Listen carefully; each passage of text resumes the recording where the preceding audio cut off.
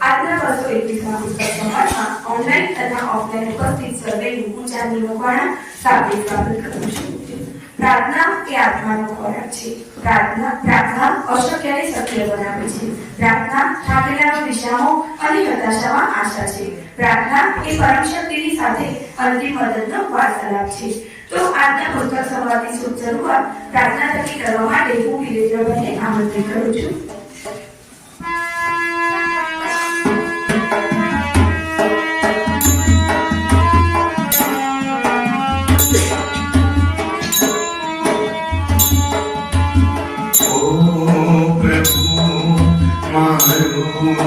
जीवन बनी रहो ओ प्रभु मारो जीवन तारो दिव्य बनी रहो.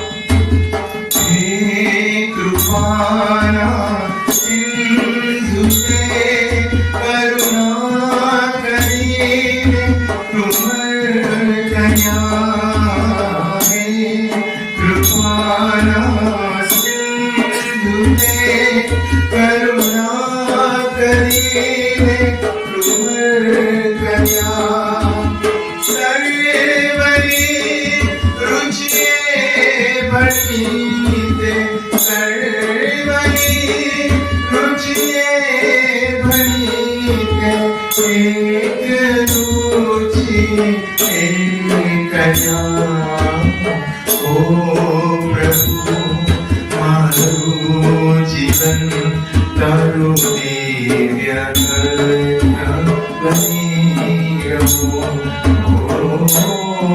प्रभु मारो जीवन तारो दिव्य बनी रहो.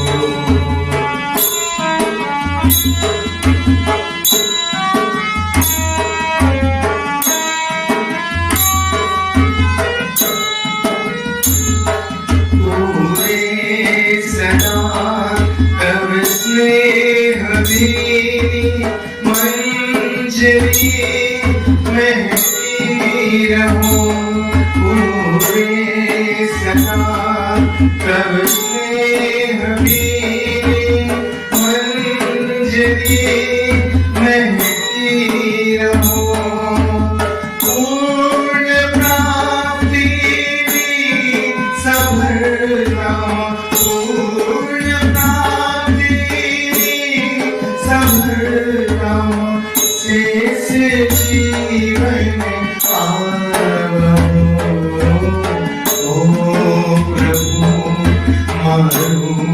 जीवन तारो दिव्य बनी रहो प्रभु मारो जीवन तारो दिव्य बनी रहो तारो दिव्य बनी रहो तारो दिव्य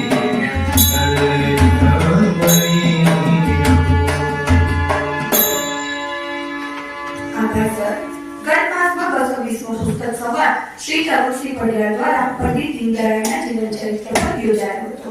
આજે આપણે 221માં પુસ્તક સંવાદમાં ધીમુ અને વિભા નવલકથાને માણીશું, જેના લેખક છે જયંતી દલાલ. તેમનો જન્મ 18 નવેમ્બર 1909માં થયો હતો અને તેમનું મૃત્યુ 24 ઓગસ્ટ 1970માં થયું હતું.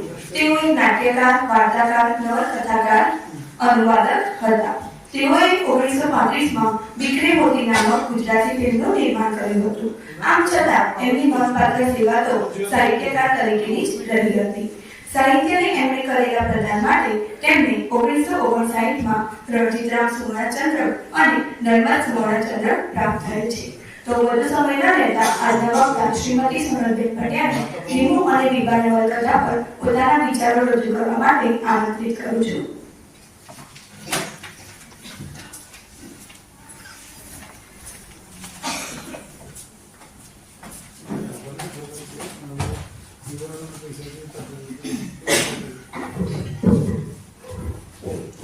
જય નારાયણ. ગુડ મોર્નિંગ મિત્રો. આજનું મારું જે પુસ્તક છે તેનું નામ છે ધીમુ અને વિભા. આ એનું મુખ્ય પૃષ્ઠ છે જે તમે જોઈ શકો છો. આ જે નવલકથા છે તેના પ્રકાશક છે કૃષ્ણકાંત મદ્રાસી. આ પુસ્તક કુલ 224 પાનાઓમાં લખાયેલું છે. પુસ્તકના લેખક જયંતીલાલ દલાલ રાજકારણની સાથે સાથે તેઓ સારા પત્રકાર પણ હતા. તેઓ સારા કથા લેખક પણ હતા. જયંતીલાલ દલાલ નાટ્યકાર, નવલકથાકાર, વાર્તાકાર અને અનુવાદક પણ હતા. અનિલ ભટ્ટ, ધરમદાસ, મનચંગા, નિર્વાસી, બંદા વગેરે તેમના ઉપનામો છે. તેમના પિતા ગેલાભાઈ જે હોય છે તે દેશી નાટક સમાજના સંચાલક હોય છે અને તેથી તેમનું પ્રાથમિક શિક્ષણ જે હોય છે તે અલગ અલગ સ્થળે થયેલું હોય છે. 1925માં મેટ્રિક કર્યા પછી મેટ્રિક કરવા માટે તેઓ ગુજરાત કોલેજ સાથે જોડાણ કરે છે, તેમાં જોડાય છે. પણ રાષ્ટ્રીય જે પ્રવૃત્તિઓ છે તેમાં તેમની સક્રિયતા વધુ હોય છે અને તેને કારણે તેઓ 1930માં BA ના છેલ્લા વર્ષમાં અભ્યાસને છોડે છે. તેમના એકાંકી સંગ્રહમાં જૌનિકા અને અવતરણ કે જેમાં ત્રિઅંકી નાટકોનો સમાવેશ થયેલો છે તે તેમણે બહાર પાડ્યા હતા. તેમના નવલિકા સંગ્રહમાં જુજવારું, કથરોટમાં ગંગા, ઉત્તરા, અડખે પડખે, મુકમ કરોતી, આ ઘેર પેલે ઘેર વગેરે સંગ્રહોનો સમાવેશ થાય છે. તેઓ કટાક્ષ લેખક પણ હતા. મનમાં આવ્યું અને તરણાની ઓથ ભારે એ તેમના કટાક્ષ લેખો છે. તેમણે લખેલા રેખાચિત્રોમાં પગ દીવાની પછી તેથી અને શહેરની શેરીનો સમાવેશ થાય છે. તેમણે કરેલા અનુવાદમાં પશુ રાજ્ય, યુદ્ધ અને શાંતિ, હેલન કેલરની આત્મકથા, આશા બહુ લાંબી, બળવાખોર પિતાની તસવીર વગેરે અનુવાદોનો સમાવેશ થાય છે. તેમણે 2 નવલકથાઓ લખી હતી જે ખૂબ જ પ્રસિદ્ધ થઈ છે અને તેનું નામ છે ધીમુ અને વિભા અને બીજી છે પારલના તીરથ. આ પુસ્તક મેં એટલા માટે પસંદ કર્યું કે આ નવલકથામાં જે ધીમુ અને વિભાનું પાત્ર છે તેના સ્નેહની અહીં ખૂબ વિશિષ્ટ કથા વર્ણવવામાં આવી છે. આ પ્રણય કથા સામાન્ય પ્રણય કથા કરતાં કંઈક વધારે ઊંડાણ ધરાવે છે. આ પ્રણય કથાનું જે પાત્ર છે ધીમુ તે બુદ્ધિમાન અને ભાવનાશીલ છે અને જ્યારે વિભા એ વિચારોમાં રાચનારી વ્યક્તિ છે અને તેના મનની તેના મનનું જે વિચારો છે તેને આ નવલકથામાં ખૂબ સુંદર રીતે ગૂંથી લેવામાં આવી છે. નવલકથા એટલે માનવીય સંવેદનાઓ, વિચારો, પ્રવૃત્તિઓ વગેરે ઓછા વત્તા અંશે સાયુજ્ય ધરાવતી હોય અને તેને સુંદર રીતે ગૂંથીને કાલ્પનિક કથા જે લખવામાં આવે છે તેને આપણે નવલકથા તરીકે ઓળખીએ છીએ. આ નવલકથાનો તબક્કો 1940 ની આસપાસનો છે કે જ્યારે આઝાદીની ચળવળ ખૂબ પૂરજોશમાં ચાલી રહી હતી. ગાંધીજીની વિચારધારા એ સમયે ખૂબ પ્રભાવક હતી. ગાંધીજીના વિચારો દરેક જગ્યાએ વધારે પ્રભાવ પાડતા હતા અને દરેકની અંદર તેમના વિચારો દેખાઈ દેતા હતા. આ નવલકથાનું જે પાત્ર છે ધીમુ તેમાં પણ જયંતીલાલ દલાલે આ પાત્રની અંદર ગાંધીજીના વિચારોને ખૂબ સુંદર રીતે મૂક્યા છે. જયંતી દલાલ એક સત્યાગ્રહ કાર્યકર તરીકે 1948માં જ્યારે નાસિક જેલમાં કારાવાસ ભોગવી રહ્યા હોય છે ત્યારે ધીમુ અને વિભા નવલકથાના સર્જનની શરૂઆત થાય છે, આરંભ થાય છે. નવલકથાના નાયક અને નાયિકા ધીમુ અને વિભાના સ્નેહની આ વિશિષ્ટ કથા છે જેને આપણે સીધી પ્રણય કથા કે સામાજિક કથાના ખાનામાં મૂકી શકીએ નહીં, પણ આ કથા તેનાથી વિશેષ ઊંડાણ ધરાવે છે. આ કથાને 2 ભાગમાં વહેંચી દેવામાં આવી છે. પહેલા ભાગમાં ધીમુ જે છે એ જેલમાં જાય છે તે પહેલાના સમયની વાત છે અને બીજા ભાગમાં ધીમુના જેલ ગયા પછીના સમયની વાત આલેખાયેલી છે. હવે હું નવલકથાની વાત કરું તો છેલ્લા 6-8 માસથી વિભા જે છે તે ધીમુના ભાષણોમાં જાય છે. ધીમુ જ્યારે પણ વિભાને પોતાના ભાષણોમાં જુએ છે ત્યારે તેને જોઈને તે સભાન બને છે. મુગ્ધતાને ઓળખવાની મુગ્ધતા ધીમુમાં પણ છે. આપણને પણ એવું લાગે ક્યારેક આપણે કોઈ વ્યક્તિને મળીએ વારે વારે અને જો એ પાત્ર આપણને ગમી જાય તો આપણે ઈચ્છીએ કે ન ઈચ્છીએ પણ આપણી નજર તેના તરફ વારે વારે જઈને જતી જ રહે છે. આ નવલકથામાં ધીમુ અને વિભા સાથે પણ કંઈક આવું થાય છે.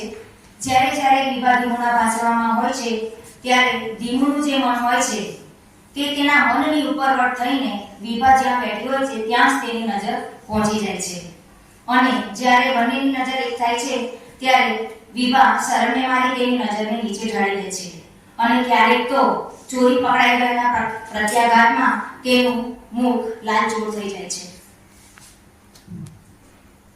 હવે થાય છે એમ કે વિભા ધીમુના દરેક ભાષણમાં જતી હોય છે એટલે વિભાની હાજરી ધીમુને ખટકતી રહે છે. પણ એથી વિશેષ જ્યારે વિભા એના ભાષણમાં નથી હોતી તો કદાચ એની ગેરહાજરી ધીમુને વધારે ખટકતી હોય એવું લાગે છે. ધીમુના મનની જે સંકુલતા છે એને આ કૃતિના આરંભમાં જ ખૂબ સુંદર રીતે બતાવવામાં આવી છે. રાષ્ટ્રીય પ્રવૃત્તિઓમાં અને ખાસ કરીને આઝાદીના આંદોલનોમાં સંડોવાયેલો ધીમુ લગ્ન નથી કરવાનો એવું એ નક્કી કરી લેશે છે. એને લગ્ન નથી કરવા હોતા અને એ એવું માની પણ લે છે કે પ્રેમ નામની કોઈ વૃત્તિ એના પર અસર કરે એવું લાગતું નથી. પણ આ તેનો જોખમી આત્મવિશ્વાસ છે જે તેની જ નજરમાં કેટલીક વાર વ્યર્થ સાબિત થયો છે. ધીમુ અને વિભાની ધીમુની જે મનોદશા છે એને વિષાદ રૂપે પ્રકટ કરવા માટે અહીં બીજા બે પાત્રો ઉમેરાયા છે અને તે છે ધીમુનો પરમ મિત્ર અમો એટલે કે અમૃત અને તેની પત્ની તીલુ. એને આપણે તીલુ ભાભી અહીંયા પાત્રમાં તીલુ ભાભી તરીકે કહ્યા છે. આ કથામાં ધીમુ અને વિભાની હયાતી મનગળંત ન લાગે અને વાસ્તવિક લાગે તે માટે જ કદાચ અમુ અને તીલુના પાત્રને યોજવાનું અહીંયા નક્કી થયું હશે. હવે તીલુ ભાભી જે છે તે આ નવલકથાના સંદર્ભને સામાજિક સંદર્ભ આપતા રહે છે. તીલુ ભાભી જૂનવાણી નથી. તેમને ખબર છે કે વિભા ધીમુને પ્રેમ કરે છે અને તેથી તેઓ એવું ઈચ્છે છે કે ધીમુ અને વિભા બંનેના લગ્ન થઈ જાય. પણ ધીમુ જ્યારે ના પાડે છે ત્યારે તેના નકારમાં દંભ જોવાની તીલુ ભાભીની એક અનોખી રીત છે. તીલુ ભાભીની અંદર કટાક્ષ સાથે વાસ્તવિક વાત દર્શાવવાની, વાસ્તવિક વાતને મૂકવાનો પણ એક સુંદર તેમનામાં કોટાસૂટ છે અને તેથી તેઓ ધીમુને કહે છે પણ કે તે વિભાને નથી જોઈ એવું તો નથી અને છતાં તું એને ના પાડે છે. હવે ધીમુ જે છે તે વિભાને ક્યારેય મળવાની ના નથી પાડતો. એ એમ માનતો હતો કે હું એને મળીને કદાચ સમજાવી શકીશ કે તારો જે આ નિર્ણય છે એ ખોટો છે. પણ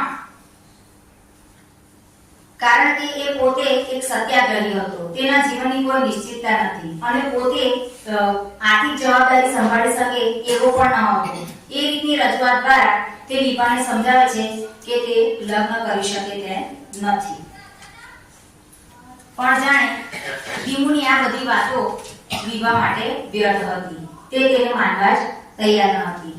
એટલે જ્યારે પણ ધીમુ આ વાત કરતો તો વિભાની જે સ્વસ્થતા હતી અવાજની અને એનો જે વિશ્વાસ હતો એની આગળ ધીમુ હંમેશા પાછો પડી જતો અને પોતાની જે વાત છે તેને મૂકવા માટે નિષ્ફળ નીવડતો હતો.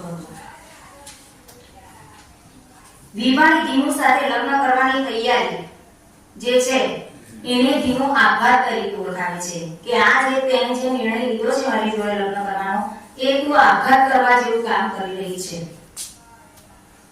એવું કહે છે. ત્યારે વિભા સામે એવું કહે છે કે હું પણ આવી દલીલો કરતી હતી. મારી અંદર રહેલા આત્મવિશ્વાસના અભાવને હું પણ આવું જ કરતી હતી. મારી અંદર જે આત્મવિશ્વાસ છે એને હું અવગણનું નામ આપી હતી. મારે પણ જીવનનું સુખ મનના સંતોષમાં છે.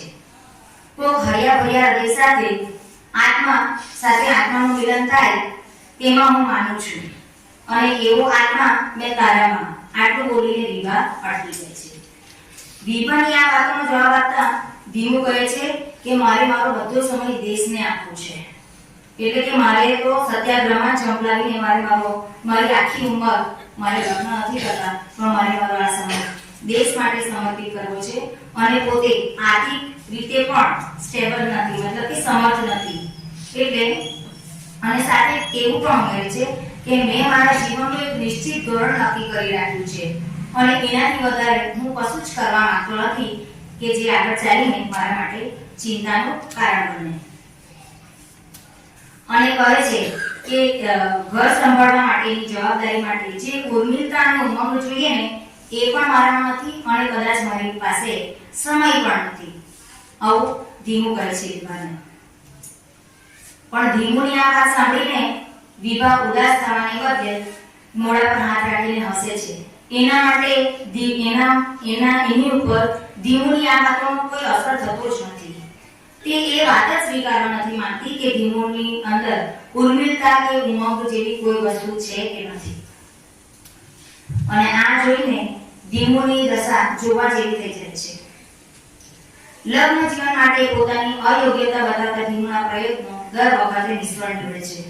એને કાંઈ સૂચતું નથી. ધીમુ અને વિભાની આ મુલાકાતો ચાલુ રહે છે.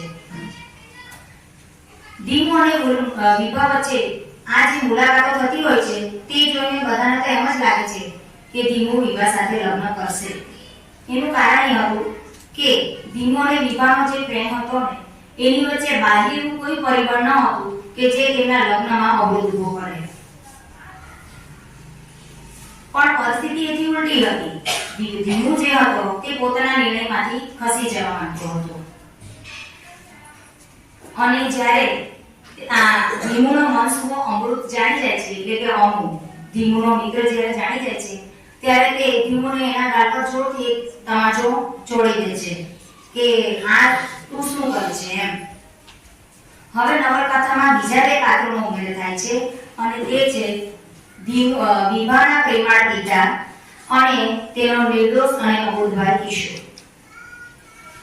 સત્યાગ્રહી ધીમુ જે છે તેનું મન હવે વિભાના પ્રેમાળ પિતા, તેનો નિર્દોષ અબોધ ભાઈ કે જેવી ભાવુકતા છે કિશોર, અને લગ્ન ન થાય ત્યાં સુધી નહીં ગાવાનું વ્રત લેનાર વિભા આગળ અને તેના પ્રેમ આગળ ધીમુનું મન વળે છે.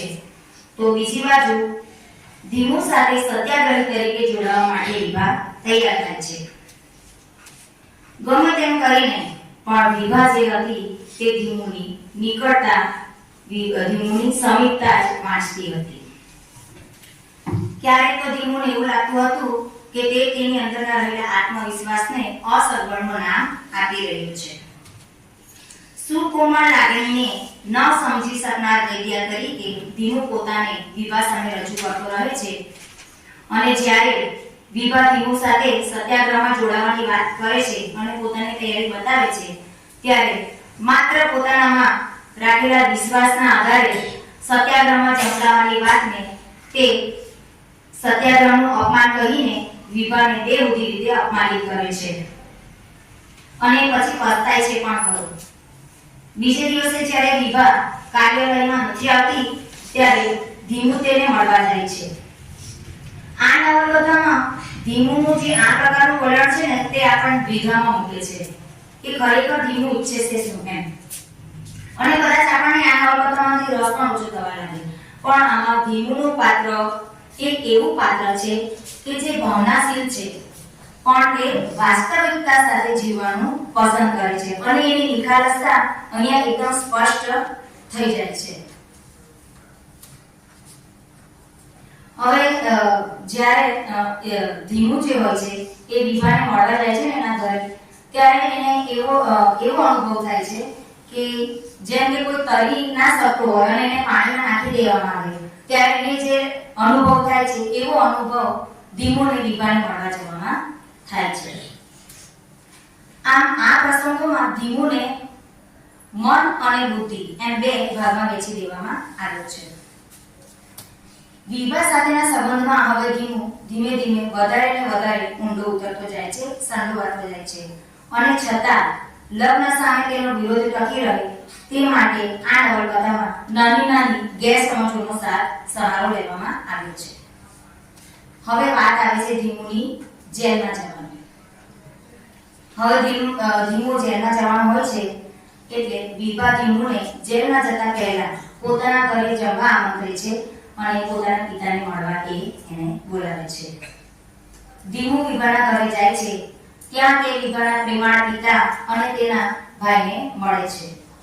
વિભાનો જે ભાઈ છે તે એકદમ નિર્દોષ અને અબોધ છે. તો જ્યારે ધીમુ વિભાના ઘરે જાય છે ત્યારે વિભાની તબિયત હવે લથાડવા માંડે છે. થોડી એ બીમાર હોય છે એ ટાઈમે. અને એનો ભાઈ જે છે કિશોર તે વિભાને એવો પ્રશ્ન પૂછી બેસે છે કે શું તમે મને અને પિતાને છોડીને ધીમુભાઈ જોડે લગ્ન કરીને જતા રહેવાના છો? ત્યારે તેના નિર્દોષ સવાલનો જવાબ આપતા વિભા એવું કહે છે કે ના, હું અહીંથી નહીં જાઉં, પણ ધીમુ જે છે તે આપણી પાસે આવીને રહેશે. હવે આ વાતની ખબર જ્યારે ધીમુને પડે છે ત્યારે એ તો લગ્ન નથી કરવાનો હતો, છતાં એને ગુસ્સો આવતા વાર નથી લાગતી. એને તો એમ લાગે છે કે એ મને ઘર જમાઈ બનાવીને રાખવા માંગે છે અને એને ગુસ્સો આવે છે. હવે આમાં આપણને એક વસ્તુ એ ખબર પડે છે કે એ લગ્ન તો નથી જ કરવાનો, પણ લગ્ન કરવાની જે એની જે કલ્પના છે ને એ બિલકુલ એ કલ્પનામાં એક ગળાડૂબ છે. લગ્ન તો નથી જ કરવાનો, પણ એની લગ્ન કરવાની જે કલ્પના છે એમાં એટલો બધો ગળાડૂબ છે અને એનાથી થઈને એને ગુસ્સો આવે છે. એટલે આ વસ્તુ અહીં બહાર આવે છે. એ કહે છે કે હું પણ વિભાને તો જાણું જ છું, પણ એને હું આપી શકવાનો શું હતો એમ. ધીમુનું કહેવાનું હતું કે હું પણ એને પ્રેમ કરું છું, પણ એને હું શું આપી શકું? પોતે એના જીવનની કોઈ નિશ્ચિતતા નથી. એ સત્યાગ્રહી તરીકે જે રીતે કામ કરી રહ્યો છે તેમાં નથી એના જીવનની નિશ્ચિતતા, અને પાછો પોતે આર્થિક રીતે પણ કોઈ જવાબદારી સારી રીતે સંભાળી શકે એમ નથી એવું એ કહે છે. અને સાથે એવું પણ કહે છે કે નવલકથાના પાત્ર જેવું કદાચ આકર્ષણ, કૌતુક એની અંદર હોય, પણ શું એનાથી પેટ ભરી શકાય? એટલે કે માત્ર પ્રેમથી કંઈ જીવાતું નથી એમ. એની માટે બીજી પણ પરિસ્થિતિઓ જરૂરી છે. અને આમ કહીને તે વિભાને સમજાવવાનો પ્રયત્ન કરે છે. આ બધા વિચારોની મથામણમાં હવે ધીમુ એક દિવસ નદીના કિનારે બેઠો હોય છે. એ સમયે વિભા પોતાની મસ્તીમાં મસ્ત પોતાના અંગોળાને સરખો કરતી ધીમુ પાસે જઈને બેસે છે અને તેના નયન નચાવતી તેની બાજુમાં આવીને એની સામે જુએ છે. એ સમયે ધીમુ એવું વિચારે છે કે એવું કોઈ વ્યક્તિ નથી કે જેની આગળ તે પોતાના મનને અનાવરણ કરી શકે અને એના મનને શાંતિ મળે. પણ અહીં ધીમુની દ્રષ્ટિએ વિભા વધારે નિરાધાર છે, પણ એ આશ્વાસનની શોધમાં નીકળવાને બદલે આઘાત અને પ્રત્યાઘાતના સીધા અનુભવમાં મુકાતી રહે છે. એ પોતાની ભાવનાના લેણદેણનો હિસાબ પણ પોતાની પાસે જ રાખે છે અને તે ધીમુને સીધે સીધું કહી દે છે કે જીવન દઈને મેં તો સ્વપ્ન સમજ્યું છે. એટલે વિભા જે છે એ પાત્ર એવું છે કે એને જે વાત કહેવી હોય છે તે સ્પષ્ટ અને સીધી રીતે જ કહી દે છે. આમ ધીમુ જે જાય એ પેલા વિભાની ઈચ્છા હતી કે તે લગ્ન કરી લે, પણ ધીમુ જે છે તે વિભાને એમ કહીને વાળી દે છે કે લગ્ન ઉતાવળ એક ગેરસમજૂતી ઊભી કરી શકે છે અને તેથી તે વિભાને લગ્ન માટેની ના પાડે છે. ત્યારે ગેરસમજૂતીની ચિંતા ન કરતી વિભા ધીમુને ફરીથી કહે છે કે તારા સંતાનની માતા બનવાનું સૌભાગ્ય હું વાંચું છું. અને જ્યારે ધીમુ આ સાંભળે છે ત્યારે એના શરીરમાં એક અલગ પ્રકારની કમકમાટી આવી જાય છે. પણ બીજી જ ક્ષણે જ્યારે તે વિભાની ઉર્મિલતા અને વાસ્તવ દર્શનનું મિશ્રણ જુએ છે ત્યારે તે પ્રશંસા તરફ વળે છે અને તેને પ્રેમથી સમજાવે છે કે જેને તું જીવન માને છે તે જીવન નહીં પણ જુગાર છે એમ કહીને તે તેને રોકી દે. પણ વિભાના માત્ર એક જ પ્રશ્નથી વિભાનું વ્યક્તિત્વ જીતી જાય છે. તે ધીમુને કહે છે કે ધીમુ, સુખની ચિંતા માણસને દુઃખી બનાવે એટલો જીવનનો ભાગ છે. અનુભવને આગળ વધતો અટકાવવામાં ચર્ચા નિષ્ફળ જાય છે અને બંને જણા સ્પર્શના અનુભવમાં એકબીજાની નવી ઓળખ પામે છે. હવે સત્યાગ્રહી તરીકે ધીમુ જેલમાં જવાનું હોય છે ત્યારે વિભાએ લગ્ન પૂર્વે જેટલી પણ વસ્તુઓ એકઠી કરી હોય છે તે બધું તે ધીમુને જેલના પાથરી તરીકે આપી દે છે. હવે આ જગ્યાએ તિલોભાભીનું પાત્ર પણ પ્રકટ થાય છે. ધીમુએ વિભાને આપવા માટે એક પત્ર લખ્યો હોય છે, પણ વિભાભાભી જે હોય છે તે એ પત્ર વિભાને નથી આપતા, પણ પોતાની પાસે રાખી લે છે અને ધીમુને સમજાવે છે અને ધીમુને એની જાત સાથેની કંઈક નવી જોડખાણ આપે છે. જ્યારે તિલુભાભી ધીમુને શિખામણ આપે છે ત્યારે કદાચ એની શિખામણની અસર ધીમુ પર થઈ હોય તેમ લાગે છે.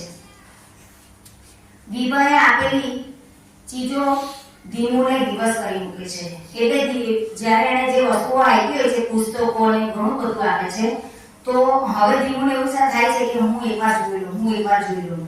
એટલે એટલો બધો દિવસ થઈ જાય છે. પોતે પોતાના ન હોય એવી ભાવનામાં ઘેરાઈ જાય છે. આ બધું વિવાહના આનંદનો પાર નથી રહેતો. એ ખુશ હોય છે કે આ બધું મેં આપી દીધું અને ધીમુ જવાનું છે, પણ પછી બીજી જ ક્ષણે પાછું એને ખ્યાલ આવે છે કે ધીમુ હવે જેલમાં જશે એટલે હવે હું એકલી પડી જઈશ. અને એ વિચારથી એનો જે ઉત્સાહ હોય છે તે અચાનક ઓસરી જાય છે અને એ ચૂપચાપ બેસી રહે છે. જ્યારે ધીમુ વિભાને આ સ્થિતિમાં જુએ છે ત્યારે તે મનમાં વિચારે છે કે જો મારા જેલમાં જવાના વિચારથી જ વિવાહની સ્થિતિ આવી હોય તો એ મારી જોડે લગ્ન કરીને સુખી રહી શકશે ખરી? કારણ કે એનું જીવન જે હતું એ સત્યાગ્રહીનું જીવન હતું અને એમાં એ વારે વારે જેલમાં જવાનું આવવાનું થયા કરે એમ હતું. હવે જેલમાં જાય છે ધીમુ, એટલે ધીમુ જેલની ઓફિસના પગથિયેથી જ્યારે પાછો ફરીને જુએ છે ત્યારે વિભાની અંદર અશક્તિ એટલી બધી આવી ગઈ હોય છે કે જે તિલુભાભી હોય છે તે તેને કમરથી પકડીને મોટા કાર સુધી લઈ જતા હોય છે અને વિભાનું માથું જે હોય છે તે તિલુભાભીના ખભે ચડેલું હોય છે. ધીમુ અંદર જેલમાં તો જતો રહે છે, પણ વિભાને જતી વખતનું જે દ્રશ્ય હતું ને એ ધીમુની આંખની સામે આવ્યા કરે છે અને એ વિચારમાં જ તેને આંખમાં આંસુ પણ આવી જાય છે. ધીમુને પોતાની આંખમાં આંસુ આવેલા જોઈને ધીમુને પોતાને પણ નવાઈ લાગે છે કે મારી આંખમાં આંસુ, પણ આ પરથી હવે એવું લાગે છે કે ધીમુનું મન કોરાઈ ગયું છે અને એને ચારે બાજુ વિવાહ હવે દેખાય છે. હવે શું થાય છે કે ધીમુ જેલમાં ગયો. હવે મુલાકાતનો દોર શરૂ થાય છે. હવે મળવું હોય તો મુલાકાત એપોઇન્ટમેન્ટ લઈને અંદર આવવું પડે.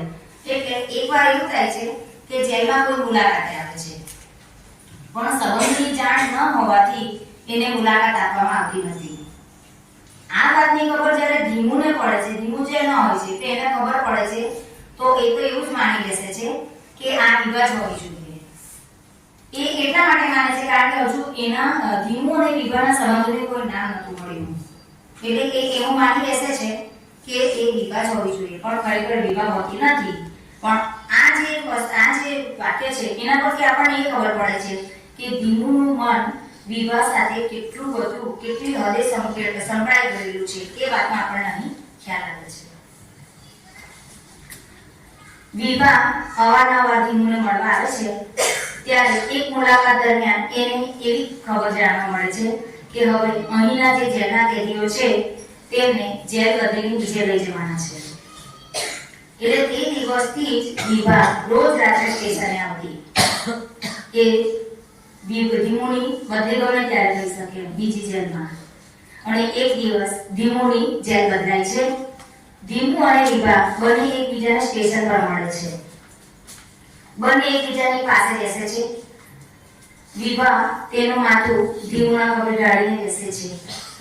કેટલાય સમય સુધી બંને જણા મોઢા બેસી રહે છે અને અચાનક જ મરણની પળ આવી સુલભ હોય તો કેવું સારું એવું વિવાહ બોલે છે. અને આ સાંભળીને ધીમુ વિચારમાં પડી જાય છે કે મેં એને આટલી બધી હદ સુધી દુઃખી કરી છે કે એ મૃત્યુના વિચાર સુધી પહોંચી ગઈ છે. અને આવી જ બીજી એક ઈચ્છા હજી પણ વિભાના મનમાં છે, જે ધીમુ એની આંખમાં જુએ છે. એક માતા અને એનું બાળક રેલવે સ્ટેશન પર રમતું હોય છે અને વિભા જે છે તે બંનેને જોવામાં સમાધિસ્થ બની જાય છે, જેની નોંધ ધીમુ લે છે. વિભાનું જે આ પ્રકારનું વલણ છે એ જોઈને એની સુખી જોવા માટેના તમામ પ્રયત્નો ધીમુ કરવા માટે તૈયાર છે. અને એમાં એને સુખી કરવાના વિચારમાં તે એને એક એવો પણ વિચાર આવી જાય છે કે કેમ હું જેલમાં જ લગ્ન કરી લઉં તો કેવું સારું. એને એવો પણ વિચાર આવે છે. એનો જે વિચાર છે વિવાહ માટેનો એ સારો જ છે. એટલે એને વિચારવા પાછળ બીજી જ ક્ષણે પાછો સભાન થઈ જાય છે કે ના ના ના, આવું ના થવું જોઈએ. એનો જે નિર્ણય છે એ તો હળાહળ ઝેર પીવા જેવો નિર્ણય છે. વિવાહને સુખી જોવાની તમન્ના એ પણ હવે ધીમુ માટે એક દુઃખનું કારણ બની ગયું હતું. પણ વિવાહ પોતાને દુઃખી નથી માનતી. હજુ સુધી ધીમુના મનમાં વિવાહને મુક્ત રાખીને સુખી જોવાની ઈચ્છા કરી નથી. અમુના માનવા પ્રમાણે ધીમુએ વિવાહના જીવન સાથે ખેલ ખેલ્યો છે અને એ વાત ધીમુ પોતે પણ કબૂલે છે.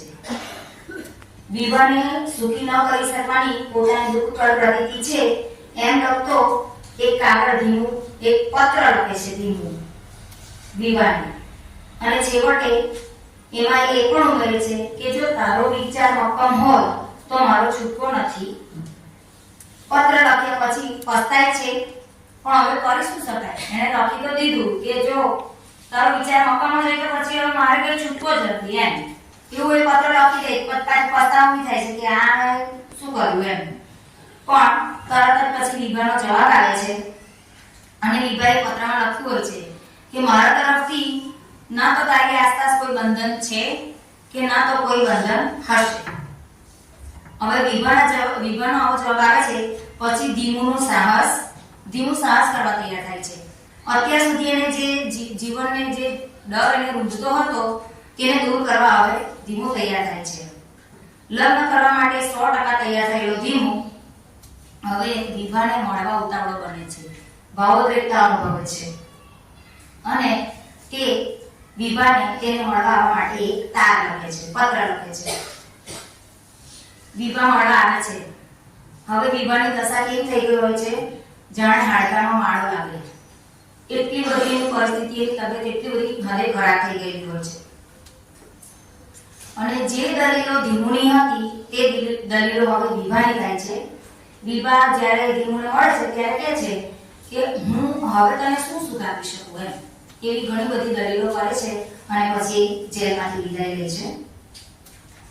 થોડા વખત પછી વિભાનો પત્ર આવે છે અને તેમાં આ પત્ર હવે જે છે તે વિભાનો અંતિમ પત્ર છે અને એમાં એને જે પોતાનો નિર્ણય લખ્યો છે તે ખૂબ જ ધારદાર પ્રતિનિધિ પાને ખૂબ એ મળ્યું છે. એવો સરસ એ નિર્ણય એમાં લખે છે. એ લખે છે કે દુનિયા જીત્યાનો ગર્વ મને નથી જોઈતો. જોખમદારી કે સમજણ હોવાનો લાભો પણ મને નથી જોઈતો. હૈયાની ગોળ બગતા એમાં હું હારી હોય એનો પણ મને ક્ષોભ નથી. માત્ર સાધનાની નિષ્ફળતા એને ડંખ પર ડંખ માર્યા કરે છે. એટલે કે એણે જે સાધના કરેલી ધીમુને પાપાડી એમાં એ નિષ્ફળ ગઈ અને એ નિષ્ફળતાને લીધે વધુ દુઃખી છે અને કહે છે કે મન લઈને મન ન મેળવી શકવાનો અસંતોષ મારા રોમને પાડે છે અને મારું પોજેઠરિયું જે છે તે ઉપકારના ઢગની નીચે દબાઈ જવા હવે માંગતી નથી. એટલે એ પત્રમાં એ વસ્તુ જણાય છે કે હવે મારી સ્થિતિ એવી નથી કે તું મને પાણી શકે ને હવે મને તારા ઉપકાર એટલે એવું જ કે હવે તું મારી જોડે લગ્ન કરે તો એવું લાગે કે ઉપકાર કર્યો છે એમ. એનો કહેવાનો ભાવાર્થમાં આવ્યો છે. આ પછી વિભા તરફથી પત્ર વ્યવહાર બંધ થાય છે.